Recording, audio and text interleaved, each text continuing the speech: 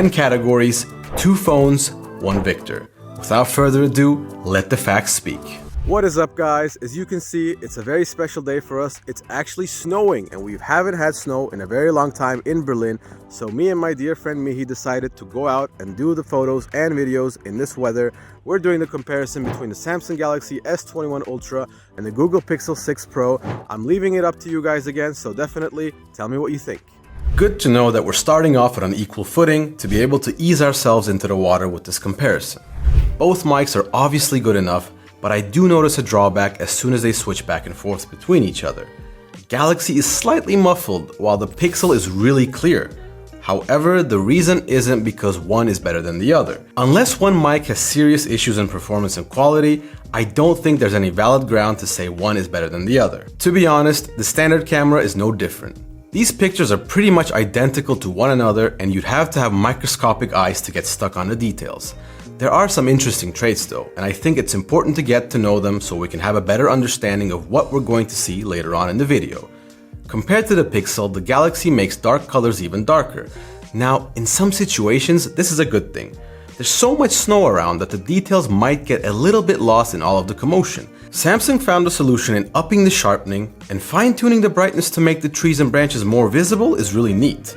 But at the same time, when you're wearing a black coat like I am, you can't really tell what exactly I'm wearing. There's a slight kind of bluish tint which doesn't really bother me, but I would have preferred the snow to stay at its original color like with the Pixel. It feels that Google does a better job with darker colors and Samsung does a better job with lighter colors. However, they both take baller pictures and I like what I'm seeing. For the portrait mode though, I'm starting to see some differences bit by bit.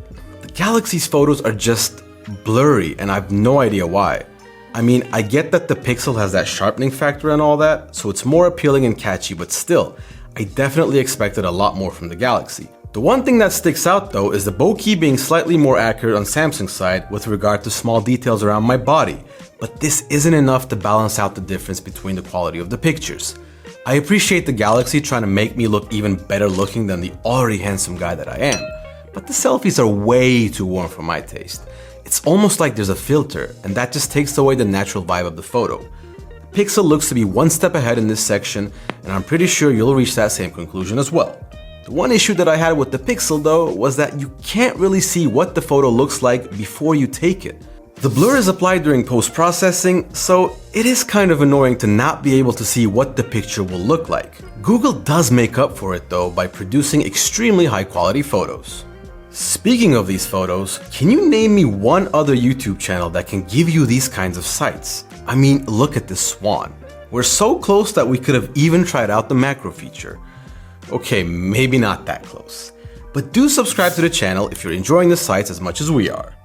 So the videos just look beautiful. I don't think that there's anything to discuss here besides enjoying these lovely little ducks floating around and getting ready to move into deeper territory, because here comes the issue that I mentioned in the intro about the ultrawide camera. Do you remember? Yeah, so the Pixel doesn't have a macro mode. Is it the end of the world? Obviously not, but in a sector where even the ever so stubborn Apple added the macro mode to its newest flagships, I don't know why Google would skip out on this when they finally made a phone that can go toe-to-toe with the best. So the good news at least is that I did some research while we were taking these pictures in the freezing weather and found out that if you use the 4x optical zoom of the Pixel, you're able to emulate a macro mode and it actually looks nice. But the question is, could it look better? And the answer is yes. The color is kind of lacking and trying to find the perfect distance is not too practical either. Because of this detail, I'm gonna give macro to the Galaxy. Walking with the standard stabilization option for both phones is not a contest in the slightest. The Pixel is almost flawless, while the Galaxy is shaking a little and the blur is clearly visible while walking downhill. The software is also having trouble keeping me in the frame.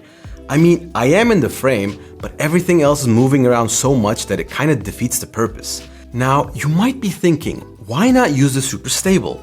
We decided to save it so it can compete against the active mode of the Pixel stabilization in more challenging and demanding standards. I mean, you're not always going to be walking around while shooting a video, are you? Well, I guess it won't matter because check out the difference. For one, the video quality is just better on Google's side. The focus, the sharpness, and the colors are key aspects to look at here. as well as the obvious reality of the software's performance with regards to stabilization. I'm sorry to say that Samsung is lagging quite a bit behind the very high performance of Google, so this long and detailed analysis of the stabilization will go the way of the Pixel. But what about the one thing that Samsung poured its heart and soul into when designing this phone? Something that uses half of the cameras on the back of the phone. The 3x and 10x optical zoom should take this easily. But does it? We're gonna find that out right now. I'm expecting some nice quality pictures from the Pixel as well, purely because 4x optical zoom is not something to be looked down upon. The quality starts off pretty similar. I'm liking the Galaxy a bit more because it manages to portray and visualize the snow better by being a bit brighter and cleaner. Then the 3x comes in and Samsung takes a huge leap forward with its 3x optical zoom. Then Google steps forward with the 4x because now it's their turn to show off. It's kind of a back and forth because both of these telephoto lenses are quite high quality, but when the 10x kicks in, the Pixel kind of loses its natural look and has to make up for the loss of detail with a lot of sharpness and processing, which to be honest, I thought that it would look worse, but I'm pleasantly surprised. Of course, 20x and max zoom are gonna go the way of Samsung, but I'm actually not content with what I'm seeing from the Galaxy because I'd expect a better 20x hybrid zoom when a phone has a 10x periscope telephoto camera. Even though I'm giving this to Samsung, I appreciate the Pixel putting up a fight because it wouldn't be fun if the Galaxy wasn't pushed to the limit. Now, it's time for me to push myself to the limit because I haven't thrown a baseball in a long time. A snowball is gonna be a bit lighter, but I can still make do. I was a pretty good pitcher back in the day, so allow me to show you. Samsung's got the higher FPS to give us that extra bit of detail, but there's a catch. You see, the Samsung Galaxy S21 and S21 Plus can actually do 960 FPS natively, but the S21 Ultra can only do 480 FPS. If you're not too into the details of how these cameras and their lenses work, you might be confused because usually more money gets you more features, right? Well, Samsung made an announcement saying that the reason for this is because the S21 Ultra has a larger image sensor, which operates at a lower shutter speed when recording video. They were nice enough to not limit the smaller phones, but opted to use its frame rate conversion technology on the flagship. So basically, 480 FPS will give you way better quality than 960 FPS, but it depends on how you want to use it. The Pixel can record 240 FPS and 1080p, so while I think it's enough, there are definitely others that will prefer the more detailed modes in the Galaxy, which results in a point going in that direction. And just before the part that I love analyzing and critiquing the most, we've got an Apple for you. Oh, sorry, not this one. I figured this would be the best way to test the autofocus, since Apple's signature iPhone is usually the best at autofocus out of all the major phones. The Pixel focuses a bit before the Galaxy does, and also, with sudden movements, you can see the software immediately reacting to the object coming into the frame, whereas the Galaxy just doesn't budge. This is a visible advantage that Google has in the pocket, so well done to them. And now my favorite, the spooky photos at night. The quality of the cameras is evident as soon as you lay eyes on these beautiful pictures, but I don't get why the Pixel started adding on this blue filter as it got darker and darker. The white balance is just anything but balanced, as it completely ruins the photo. The Galaxy is doing a great job of keeping the true colors of the sky and the snow. This issue on Google's side isn't true for every photo though. I found that this happens the darker the environment gets.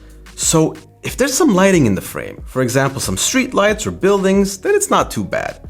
But even in those conditions, Samsung is just doing it a tiny bit better because the Pixel is trying to compensate with a lot of artificial brightness, which I'd say takes away the natural feel of the view. The one thing the Pixel is still on equal footing though, or in this case doing even better than the Galaxy, is the video. The trees, the branches, the snow on the ground, the sharpness of details are just really visible on Google's side, and Samsung's software is having some issues keeping up. So while I do think that Samsung's nighttime photos are better, Google's got the upper hand when it comes down to the videos, so they kind of balance each other out. In conclusion, this was the most fun and interesting comparison that I've taken part in, and it kind of reflects on the final scores. I found the Pixel to be better in stabilization, portrait and autofocus, while the Galaxy was better in slow motion, macro and zoom. The audio, video, standard camera photos, and night mode were dead in the center, so this will be a draw with both devices getting 5 points each out of 10. What a tight race that was, guys, and I'm hoping the next one will be even more exciting. Drop a like and sub to the channel, my dudes, so we can meet up in the next one. See you around.